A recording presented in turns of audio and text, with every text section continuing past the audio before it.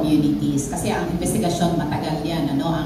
Ang restore and rehabilitation ng Manila Bay matagal yan, Inconi matagal yan. Pero baka hindi magtagal ang buhay ng mga apektadong komunidad ng mga mangingisda.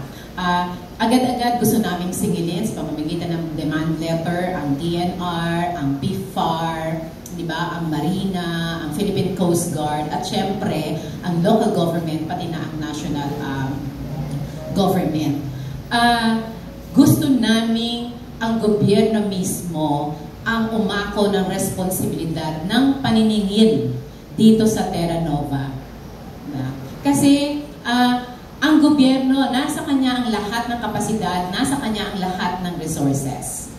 Hindi ko ma-imagine na ang mga mangingisda ang direktang maniningil at magdedemanda dito sa Terra Nova dahil uubusan ito ng resources. At alam natin, kung kaya niyang magdala ng 1.4 million liters of oil, ibig sabihin, ganun siya kalaki.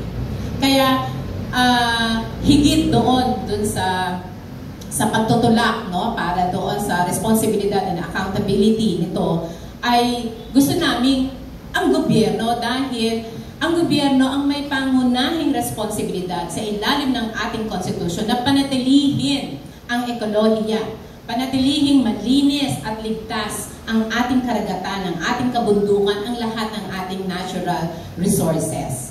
Ang pagbibigay din ng proteksyon sa mga mamamayan na naapektuhan ng anuman, diba? Anumang dilubyo, trahedya, aksidente, obligasyon pa rin ng gobyerno na tulungan ang kanyang mamamayan.